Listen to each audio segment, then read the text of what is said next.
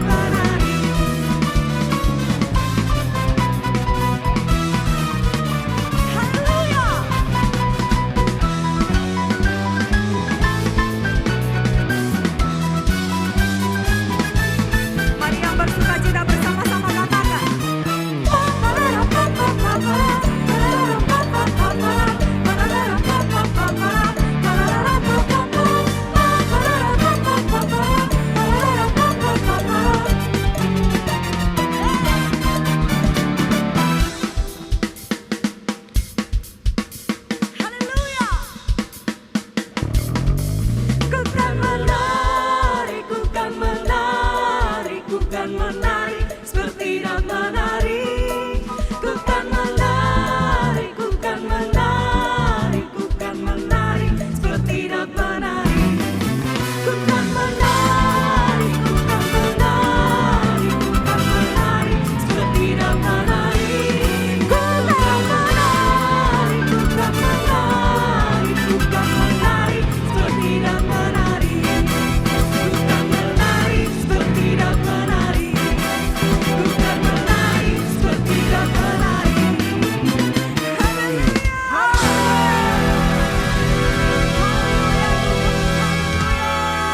Haleluya. Mari bekerjalah ya Roh Kudus. Kuasai kami, kuasai tubuh, jiwa dan roh kami. Haleluya, haleluya, haleluya.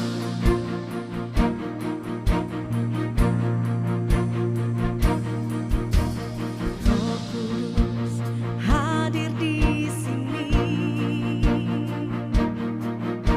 Pribadi yang menawan dan suci.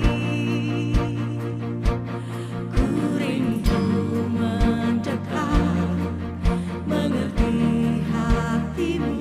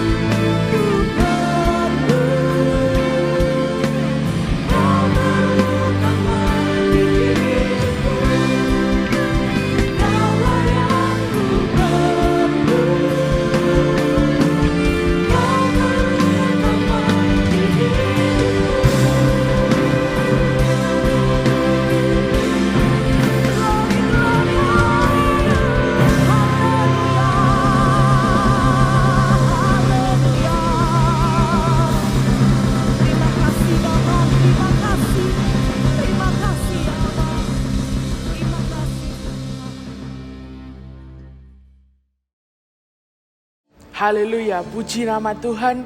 Kita sudah menyembah Tuhan, kita sudah memuji Tuhan. Dan sekarang saatnya kita untuk memberikan persembahan yang terbaik bagi Tuhan. Sama-sama kita mau buka di Maleakhi yang ketiga, ayat yang ke-10. Dikatakan bahwa bawalah seluruh persembahan persepuluhan itu ke dalam rumah perbendaharaan, supaya ada persediaan makanan di rumahku. Dan ujilah aku, firman Tuhan semesta alam, apakah aku tidak membukakan bagimu tingkap-tingkap langit dan mencurahkan berkat kepadamu sampai berkelimpahan. Kita sangat sering sekali mendengar ayat ini. Bahkan mungkin di kotak persepuluhan atau mungkin di sekitar gereja ada ayat ini dipasang. Saking seringnya, seringkali kita lupa bahwa ini adalah firman Tuhan. Alkitab bukanlah buku puisi, bukanlah buku motivasi, tetapi firman Tuhan. Kalau Tuhan berkata bahwa Dia akan membuka tingkap langit saat kita memberikan persembahan yang terbaik, Dia benar-benar akan membukakan berkat-Nya bagi kita. Jangan ragu-ragu untuk memberikan persembahan yang terbaik bagi Tuhan, persepuluhan yang terbaik bagi Tuhan, karena Tuhan tidak akan pernah berhutang pada kita. Dan juga sembari saudara memberikan persembahan, saudara bisa memberikan melewat berbagai platform kita sudah sediakan. Kami juga mengingatkan sekali lagi bahwa saudara semua dapat mengikuti ibadah di tengah minggu, yaitu Touch of Heaven, yang diadakan setiap hari Rabu jam 6 sore. Kita akan bersama-sama bersama keluarga kita semua di dalam hadirat Tuhan. Kita berdoa bersama-sama. Dan juga saya mau mengingatkan, tetap ikuti ibadah ini sampai terakhir, karena di akhir ibadah nanti akan ada pengumuman yang sangat menggembirakan yang sudah kita tunggu sejak lama. Oleh karena itu tetap di ibadah pada hari ini, jangan tinggalkan channel ini. Dan sekali lagi sebelum kita akan mendengarkan firman Tuhan, kita akan berdoa untuk persembahan dan untuk firman Tuhan. Kami mengucap syukur Tuhan, hari ini kami masih boleh dapat kesempatan untuk memberikan yang terbaik kepadamu. Kami memberikan dengan sukacita Tuhan, dan juga kami akan mendengarkan firman-Mu. Berkaryalah ya Roh Kudus dalam kehidupan kami, sehingga senantiasa kami hidup dalam jalan-Mu. Kami mengucap syukur Tuhan, dalam nama Yesus. Haleluya. Amin.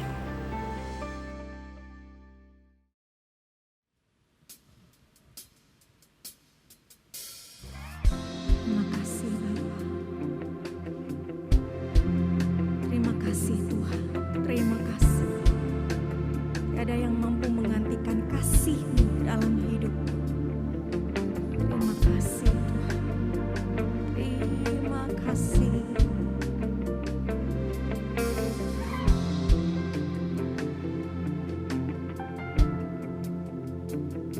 Semua harta di dalam dunia, semua tahta yang dapat tergapai takkan bisa menggantikan kasih Bapa. Semua karya yang tak terlukiskan, semua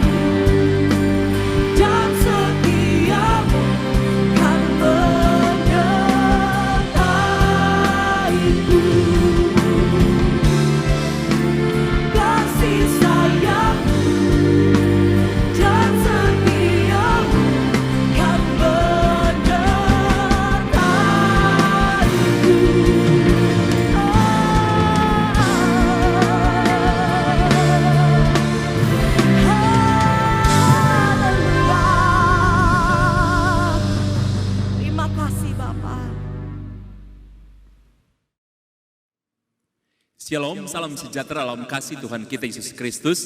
Jemaat gereja Allah baik dimanapun Anda berada. Mari sama-sama kita buka firman Tuhan hari ini.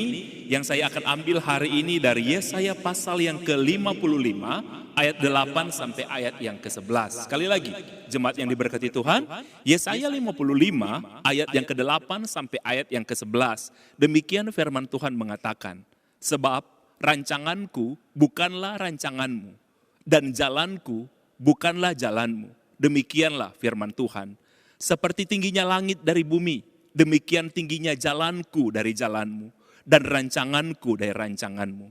Sebab seperti hujan dan salju turun dari langit, dan tidak kembali ke situ, melainkan mengairi bumi, membuatnya subur dan menumbuhkan tumbuh-tumbuhan, memberikan benih kepada penabur, dan roti kepada yang mau makan. Demikianlah firmanku yang keluar dari mulutku, ia tidak akan kembali kepadaku dengan sia-sia, tapi ia akan melaksanakan apa yang kukehendaki dan akan berhasil dalam apa yang kusuruhkan kepadanya. Jemaat yang diberkati Tuhan dimanapun Anda berada, dalam pengalaman saya sebagai seorang hamba Tuhan, dan pengalaman hidup saya secara pribadi, ada rencana Tuhan yang sesuai dengan rencana kita. Jadi apa yang kita rencanakan, apa yang kita harapkan, itu disetujui oleh Tuhan sehingga itu terjadi. Tapi kadang ada juga saudara, apa yang menjadi visi kita, apa yang menjadi mimpi kita, impian kita yang akan terjadi ke depan, itu bisa berubah. Tuhan mengubah sedikit. Istilah saya Tuhan modifikasi sedikit, yang kadang-kadang membuat kita bingung. Tetapi tujuannya untuk kebaikan kita. Tapi kadang-kadang di dalam kehidupan ini walaupun jarang terjadi, ada rencana kita yang berbeda dengan rencana Tuhan. Saudara, saya ingin kasih tahu kepada saudara dimanapun saudara berada, saudara harus tahu ini bahwa ada Tuhan tahu dan kita tahu. Ada dalam kehidupan kita kejadian Tuhan tahu dan kita tahu. Ada juga saudara sesuatu yang akan terjadi ke depan, kita tidak tahu, tapi Tuhan tahu dan Tuhan beritahukan kepada kita. Tetapi ada saudara, hanya Tuhan yang tahu dan kita tidak tahu apa-apa dan Tuhan tidak beritahukan kepada kita. Ini yang disebut oleh firman Tuhan, rancanganku itu bukan rancanganmu. Berarti begini saudara, di dalam kehidupan saya dan saudara, ada yang menjadi rancangan saudara, ada yang menjadi rancangan Tuhan. Oke? Dan kadang-kadang rencana itu sama, tapi kadang-kadang ada yang sangat-sangat berbeda jauh. Di dalam pemuritan saya, salah satu pertanyaan yang sering ditanyakan oleh murid-murid dalam pemuritan yang mereka tidak mengerti. Ada kejadian-kejadian di Alkitab yang kadang-kadang kita nggak mampu pahami. Contohnya, Sadrak, Mesak, dan Abednego. Mereka adalah orang-orang muda yang dibuang di Babel. Tetapi luar biasa, orang kalau orang percaya, orang kalau ada bersama-sama dengan Tuhan, sekalipun jalan hidup mereka penuh liku, mereka dibuang di Babel, tapi mereka jadi orang berpengaruh di Babel. Jadi orang hebat di Babel. Oke? Jadi orang dihargai, jadi orang berprestasi. Jadi saya ingin katakan kepada saudara dan saya, dimanapun kita berada, kalau ada Tuhan, di tempat yang tidak memungkinkan sekalipun, kalau Tuhan bersama-sama dengan kita, ternyata kita bisa diberkati dimanapun kita berada. Tidak tergantung tempat. Nah, Sadrak, Mesak, dan Abednego mengalami hal ini. Tetapi saudara, mereka juga satu kali kena masalah, kemudian mereka dibuang di dapur api yang menyala-nyala. Lebih dari 24 jam, Sadrak, Mesak, Abednego ada dalam dapur api itu. Mereka tidak mengerti kalau mereka akan selamat. Mereka tidak mengerti. Mereka tidak tahu bahwa mereka bisa melewati maut dari dapur api. Sadrak, Mesak, dan Abednego tidak tahu. Itu yang namanya saudara jalan Tuhan. Yang mereka tidak tahu, tapi mereka percaya. Mereka dimasukkan dalam dapur api lebih dari 24 jam, tapi mereka tidak terbakar. Firman Tuhan bilang begini yang menarik, bau hangus pun tidak ada. Ujung rambut mereka pun tidak terbakar. Itu keren. Oke, lebih dari 24 jam mereka di dapur api itu. Dan mereka besoknya bisa keluar dengan selamat dan Tuhan dimuliakan lewat peristiwa itu. Kalau kita melihat peristiwa itu kita akan bilang begini, Tuhan membuat mujizat. Memang Sadrak, Mesak, Abednego tidak tahu akan terjadi mujizat, apa yang akan Tuhan buat, tapi pada akhirnya Tuhan selamatkan mereka. Kita akan mengatakan Tuhan itu baik. Sesuatu yang kita tidak tahu, tapi pada akhirnya kita mengerti bahwa kebaikan Tuhan itu sempurna atas Sadrak, Mesak, dan Abednego. Mari kita lihat peristiwa Stefanus di Perjanjian Baru. Dia juga orang muda, hidup dalam kebenaran sekalipun di tengah-tengah masyarakat yang tidak benar. Dia memberitakan kebenaran. Dan saudara, akhirnya saudara, karena Stefanus menyuarakan suara kebenaran, dia dilempari dengan batu.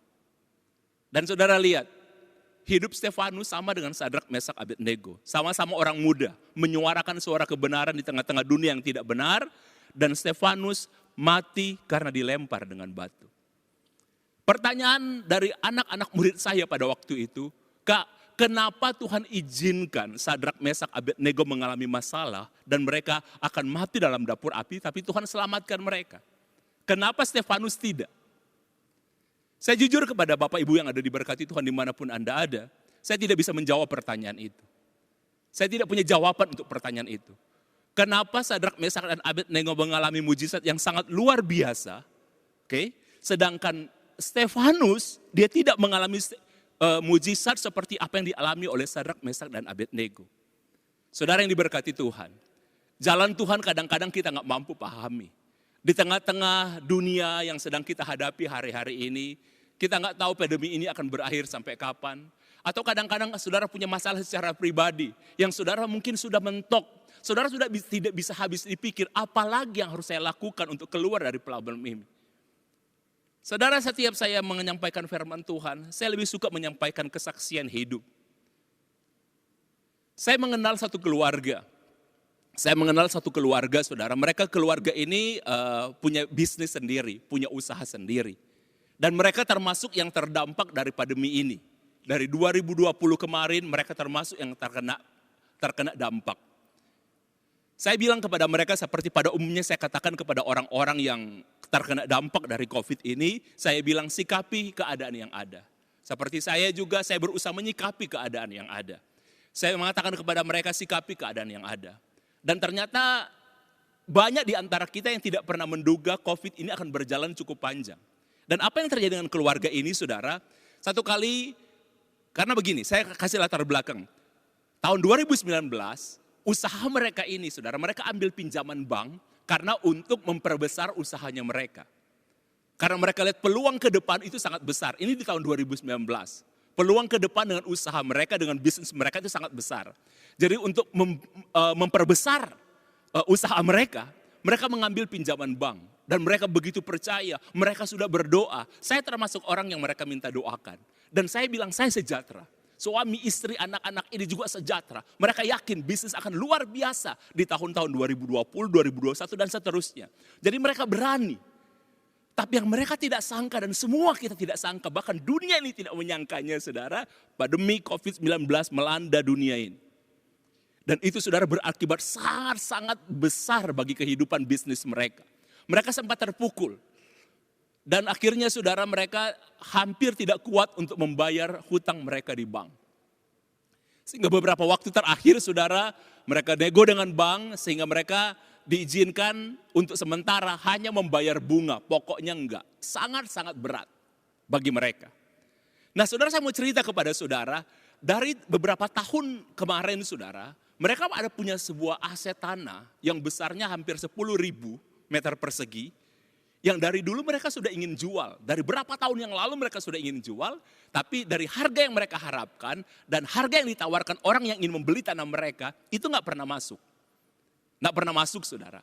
Nah, di tahun 2020 dan akhir dan 2021 awal kemarin, mereka hanya mengandalkan ini, aset mereka ini untuk dijual untuk menutupi segala kebutuhan mereka dan hutang-hutang mereka.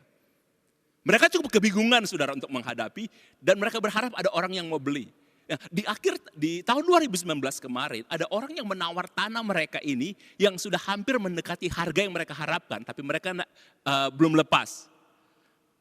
Dan ketika akhirnya mereka menghadapi ini, mereka tetap akan jual, orang menawar tanah mereka yang cukup besar nih 10.000 meter persegi itu di bawah harga.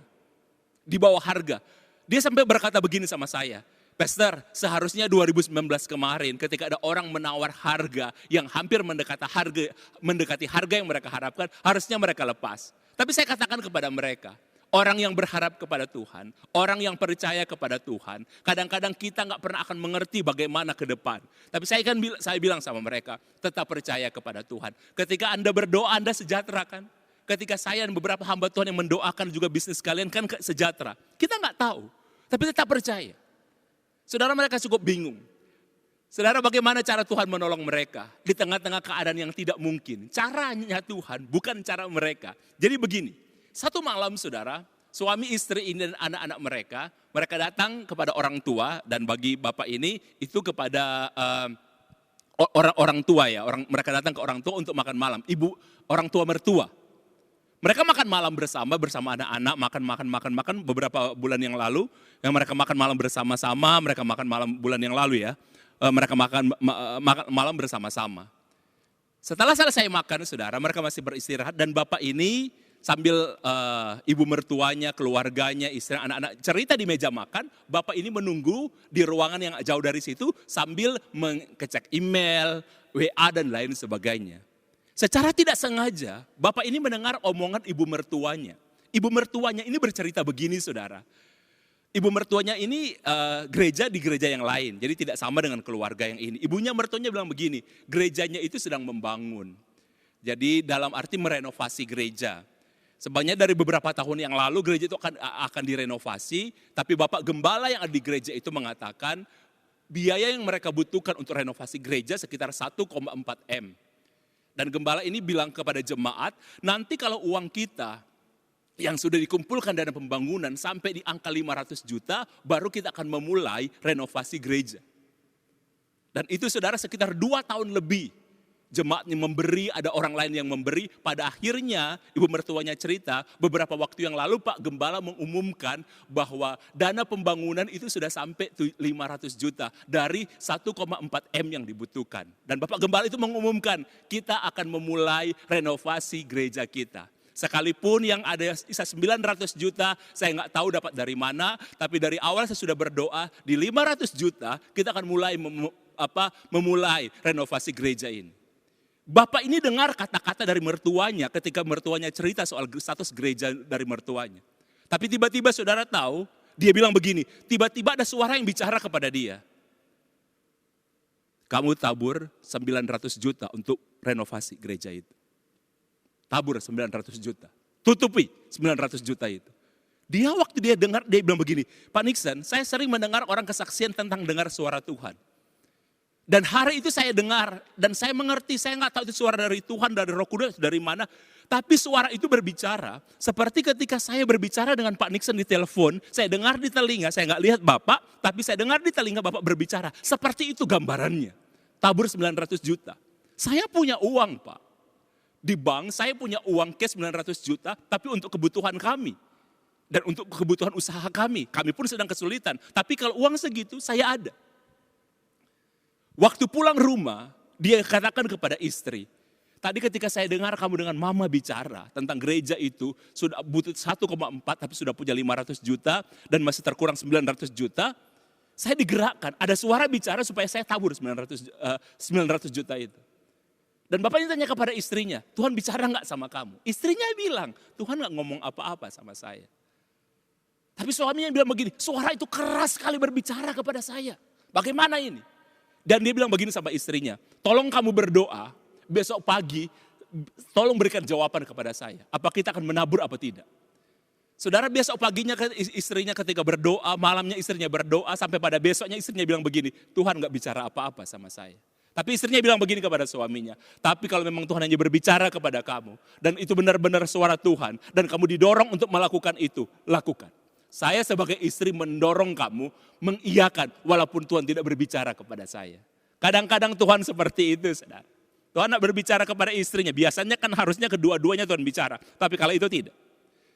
Saudara, dia telepon saya, dia tanya kepada saya, dia bilang begini, Pastor Nixon, Pendeta Nixon, apa yang harus saya lakukan? Saya katakan begini sama Bapak itu, Pak, kalau Bapak didorong oleh Tuhan, oke, kalau Bapak digerakkan oleh Tuhan, ayo bergerak Pak. Tidak semua orang punya kesempatan untuk menabur seperti ini. Tapi kalau Bapak tahu itu benar-benar dari Tuhan, ayo bergerak. Saudara, masih ada 2 hari setelah dia telepon saya, saudara, tentang masalah ini. Akhirnya diputuskan 1 hari dia telepon saya. Dia bilang, Pak Nixon, besok saya janjian dengan pendeta gereja dari ibu mertua saya untuk ketemu di bank. Dan saya akan serahkan 900 juta supaya menutupi semua kebutuhan untuk renovasi gereja. Saya kaget. Dan besoknya saudara sekitar siang, jam 10 pagi lewat, saudara dia telepon saya, dia bilang, Pak Nixon, saya baru pulang dari bank, saya sudah ketemu dengan pendeta itu, kami sudah lakukan transaksi, saya sudah memberi, saya sudah menabur untuk gereja itu 900 juta. Dia bilang, Pak Nixon saya menangis, tapi saya ingin bilang sama Pak Pastor Nixon, saya lagi di mobil dengan istri, saya sangat bersuka cita. Saya sangat happy, saya sangat senang. Saya tidak pernah merasakan sukacita seperti ini Pak Nixon. Walaupun saya berair mata, tapi saya bilang, saya nggak pernah merasakan sukacita seperti ini Pak Nixon. Saya yang terkasih dalam Tuhan Yesus Kristus, dengarkan dengan baik bagaimana cara Tuhan menolong mereka, apa yang dia tabur. Jam 3 sore. Jam 3 sore, tanah yang dia 10.000 meter persegi ini yang selama ini dia jual dan bertahun-tahun tidak laku, tiba-tiba saudara ada orang telepon. Dan orang itu bilang begini, apakah tanah ini masih milik kamu? Saya tertarik untuk membeli tanah ini. Oke, baik kalau gitu. Kapan? Kalau bisa kita ketemu hari ini. Akhirnya mereka saudara ketemu, janjian ketemu di satu tempat jam 5 sore. Jam 5 sore mereka ketemu. Kemudian mulai ngobrol-ngobrol. Dan orang ini saudara yang ingin beli tanah bapak ini, tanya begini sama bapak itu. Berapa kamu mau lepas tanah ini? Ketika orang ini bertanya seperti itu saudara, ada pertanyaan di hati bapak ini. Apakah dia mau akan turunkan dari harga yang dia punya? Atau dia tetap akan samakan dengan seperti harga yang selama ini dia ingin jual? Atau dia ingin supaya saudara ditambah lagi, dijual lebih lagi. Harganya saudara dinaikkan lagi. Dia bilang, dia sempat diam beberapa saat. Dan dia berdoa dalam hati, Tuhan apa yang harus saya lakukan? Nah, dia itu doa dalam hati. Apakah dia akan menjual harga tanah ini? Karena orang ini kelihatan serius. Apakah dia akan menjual harga di bawah? Atau harga sama seperti harga yang dia harapkan? Atau dia naikkan? Bapak ini sempat diam dan doa dalam hati, Tuhan apa yang harus saya lakukan? Tapi saudara tahu, ada suara yang tiba-tiba berbicara kepada dia dengan sangat jelas. Jual dengan harga segini. Saya tidak mengatakan harganya saudara karena keluarga ini meminta saya ketika saya menyaksikan di kesaksian-kesaksian untuk menyebutkan harganya. Nah saudara tahu Tuhan ada suara yang memang begini, jual di harga segitu, segini. Dan harga itu saudara lebih tinggi dari harga yang dia harapkan. Dia sempat bimbang, aduh padahal kalau tanah ini jual dengan harga aja yang agak di bawah, dia udah bisa lega. Dia bisa bayar hutang, dia bisa ada save money dan perputaran uang. Tapi akhirnya saudara dia berani. Dia mengatakan begini, saya mau lepas harga tanah ini segini harganya. Saudara apa yang terjadi? Orang yang berminat untuk membeli tanah ini langsung jabat tangan dia. Oke, jadi saya ambil tanah ini. Saudara tahu kenapa? Karena saudara orang ini bukan orang Kristen yang berminat dengan tanah ini dan dia bawa suhu. Dia bawa suhu. Dan ternyata suhunya ada 2 tanah calon yang dia akan beli. Tapi yang terbaik tanah yang dimiliki oleh bapak ini. Dan suhu itu mengatakan begini, nanti kalau kamu ketemu dengan orang itu. Dan orang itu mengatakan ketika kamu tanya berapa harga yang mau dilepas. Dan dia lepas di harga segini, langsung ambil. Dan apa yang dikatakan oleh suhu itu dengan harga jumlah harga. Dan apa yang diucapkan bapak ini yang dibisikkan oleh Roh Kudus itu sama. Makanya langsung deal. Saudara lihat, bertahun-tahun dia jual saudara. Dan 2019 dia bangun usahanya untuk lebih besar lagi. Dan ternyata ada COVID saudara dan membuat usahanya tidak berjalan dengan lancar. Padahal dia udah damai sejahtera. Dia gak pernah berpikir saudara. Dia memberi kepada Tuhan 900 juta. Dia dapat jauh-jauh lebih banyak. Itu yang saya ingin katakan kepada saudara. Jalan Tuhan itu bukan jalan kita.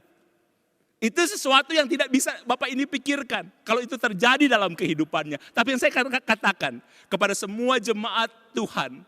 Gereja Allah baik dimanapun Anda ada. Mungkin hari ini saudara sedang menghadapi semua rencana saudara. Semua jalan-jalan hidup saudara. Apakah Anda sudah berkeluarga? Apakah Anda masih muda? Rencana jodoh, rencana pernikahan, rencana bisnis, rencana keuangan. Sedang hancur hari-hari ini. Dan saudara sedang melihat tembok di depan. Oke? Karena yang saudara lihat hari ini adalah jalan saudara. Dan jalan saudara itu berarti tembok mungkin hari ini. Tapi ingat baik-baik ya, kadang ada jalan kita itu sejalan dengan jalan Tuhan. Dalam kebanyakan seperti itu. Dalam kebanyakan. Jadi saya belajar begini, rencana saya adalah banyak hal itu sesuai dengan rencana Tuhan. Jadi jalan mulus. Tapi kadang-kadang ada rencana saya itu diboleh belokkan sedikit oleh Tuhan. Yang kadang-kadang membuat saya agak bingung. tapi tetap baik. Tapi saya tetap masih bisa paham. Tapi ada kadang-kadang saudara, Tuhan ubah 180 derajat arah jalan saudara. Nah, itu yang disebut ketika kita menghadapi jalan yang bukan jalan kita, tapi jalan Tuhan 100%. Yang kadang-kadang membuat kita bingung, yang kadang-kadang membuat kita panik. Tapi Tuhan bilang begini saudara, kalau seperti yang kita baca tadi, kalau kita percaya firman Tuhan, oke? Firman Tuhan yang mengatakan aku memberkati engkau, aku menyertai engkau, itu akan terjadi. Dan firman Tuhan bilang apa saudara? Tuhan akan melakukan apa yang Tuhan kehendaki, apa yang Tuhan suruh. Seperti peristiwa Bapak yang tadi saya saksikan tadi saudara. Ketika dia bingung, ketika dia menabur, dia memberi di tengah-tengah keadaan yang harusnya saudara tidak baik untuk bisa memberi. Tapi itulah cara jalan Tuhan untuk melihat imannya dia. Dia menabur 900 juta. Itu pun hanya dia dengar dan dia dapatkan jauh lebih banyak dan dia melihat Tuhan membukakan jalan yang luar biasa kepada dia. Jemaat, saya tidak akan perpanjang khotbah saya. Singkat aja, sederhana yang saya sampaikan kepada saudara. Tapi dari dalam hati saya, dari dalam kerinduan saya secara dalam. Dan hamba-hamba Tuhan dari gereja ini. Dari senior pastor kita, Pastor Hosea. Senior pastor kita, Pastor Samuel Hosea. Dan semua yang ada. Gereja ini ada untuk saudara. Kami berdiri di depan mimbar ini untuk saudara. Kami berdoa dan menangis saudara. Tanggung jawab kami sebagai hamba-hamba Tuhan berdoa untuk saudara. Kalau hari ini saudara sedang ada di jalan bingung. Saudara sedang ada di jalan yang tidak kelihatan. Saudara ada di jalan yang gelap gulita. Saudara tidak tahu harus berbuat apa. Itu berarti jalan saudara udah gak bisa. Tapi jalan Tuhan masih ada. Percaya itu saudara. Firman Tuhan pasti akan terlaksana. Saya akan berdoa bagi saudara, dimanapun saudara berada. Mari saudara taruh tangan saudara di dada saudara bila saudara membutuhkan sesuatu. Ketika saudara sedang bingung hari-hari ini. Saudara mungkin sedang bingung memikirkan hal yang di depan. Tentang keluarga, tentang masa depan, tentang jodoh. Saudara bilang begini, kok saya gak lihat jalan keluar?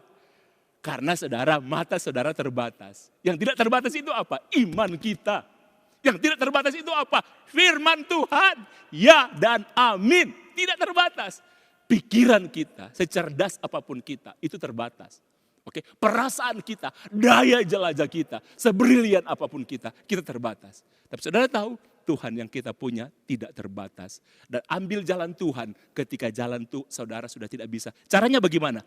Tetap percaya sekalipun saudara tidak mengerti. Mari kita berdoa. Kurala batakara sike de batakaya rala seke rala baya. Haleluya. Rakatapa seke relatoya rala soya rala masike de batakaya rala. Aku tahu aku berdiri di sini Tuhan. Aku menyampaikan firman Tuhan ini bukan sekedar karena rencana manusia, bukan sekedar karena sebuah jadwal. Aku tahu aku berdiri di sini, ini bagian rencanamu Tuhan bagi aku untuk menyampaikan firman-Mu Tuhan. Mari jemaat Tuhan Anda berdoa. Katakan apa yang Anda inginkan. Katakan apa yang Anda rindukan untuk terjadi dalam kehidupan saudara. Kalau saudara udah gak bisa lihat jalan keluar. Kalau saudara udah gak bisa berpikir. Kalau saudara sudah mengerahkan segala daya upaya untuk menyelesaikan dan tidak selesai. Saudara tahu apa yang harus saudara lakukan? Percaya. Apa yang harus lakukan dengan percaya? Berdoa. Doa itu seperti begini, Tuhan katakan begini. Marilah kepadaku yang letih lesu dan berbeban berat. Datanglah kepadaku. Firman Tuhan bilang apa? Aku akan memberikan kelegaan. Saudara mungkin sedang susah, tapi ada saatnya. Saudara datang kepada Tuhan, beri beban saudara dan saudara akan lega. Sekalipun di tengah-tengah jalan yang sedang tidak saudara mengerti. Diberkatilah doamu. Diberkatilah doamu. Diberkatilah doamu. Di dalam nama Tuhan Yesus Kristus, engkau akan lihat mujizat. Di dalam nama Tuhan Yesus Kristus, engkau akan lihat terang di tengah-tengah kegelapan. Di dalam nama Tuhan Yesus Kristus, Tuhan akan menyelesaikan bagimu apapun yang sedang kau hadapi. Di dalam nama Tuhan Yesus Kristus, engkau akan lihat pertolongan Tuhan. Dan Tuhan tidak akan menunda-nundanya. Berdoa Tuhan, bagi gereja kami, gereja Allah baik di seluruh tempat di Indonesia, berkati gereja ini. Berkati senior pastor kami, Pastor Hosea, pengurapan, kesehatan, kekuatan daripadamu atas Pastor Hosea. Pastor juga Samuel, Hosea dan keluarga Tuhan. Engkau berkati, Engkau buat semuanya baik, Engkau buat semuanya indah, Engkau buat semuanya Tuhan jadi hal yang memuliakan Engkau. Terima kasih, berkati semua tim multimedia yang berusaha, anak-anak muda yang menabur untuk membuat tetap gereja online ini berjalan dengan baik. Berkati mereka, karena Engkau tidak pernah berhutang. Engkau akan membayar penuh untuk hari ini dan masa depan mereka. Kami berdoa di dalam nama Tuhan Yesus Kristus. Haleluya, puji Tuhan. Amin. Tuhan memberkati kita semua. Puji nama Tuhan, kita boleh beribadah pada hari ini. Dan mari kita akhiri ibadah kita tengadahkan tangan kita dan kita akan terima berkat Tuhan. Dengarkan apa yang firman Tuhan katakan. Di dalam nama Tuhan Yesus Kristus, Tuhan memberkati engkau. Tuhan melindungi engkau. Tuhan menyinarkan wajah-Nya kepadamu dan memberikan kepadamu kasih karunia. Tuhan menghadapkan wajah-Nya kepadamu dan memberikan kepadamu damai sejahtera. Jemaat yang terkasih, bawalah pulang, terimalah berkat Tuhan yang menyertai kehidupan Anda semua sampai Tuhan Yesus datang kembali. Dalam nama Tuhan Yesus Kristus. Haleluya. Amin. Selamat hari Minggu. Tuhan Yesus memberkati. Terima kasih Anda telah mengikuti ibadah online Gereja Allah Baik Mojokerto. Dan puji nama Tuhan, kita boleh bersukacita karena 2 minggu lagi, yaitu pada tanggal 7 November 2021, ibadah akan kembali diadakan secara onsite. Kita akan bertemu secara fisik, memuji, menyembah Tuhan bersama-sama. Dan minggu depan, yaitu pada tanggal 31 Oktober 2021, ibadah masih akan diadakan secara online. Anda bisa mengikuti ibadah online Gereja Allah Baik melalui channel YouTube GAP TV.